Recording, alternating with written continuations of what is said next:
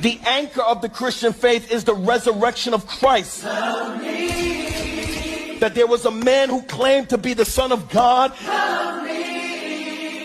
And when they went to find him on a Sunday morning, he was not in that tomb. But Muhammad is still in his tomb, and Joseph Smith is still in his tomb, and Buddha is still in his tomb, and Confucius is still in his tomb. But there is one man, one progenitor of the world religion who was not found in the tomb. I've been there, the tomb is empty. They never found his bones in that tomb. He was seen alive by over 500 eyewitnesses.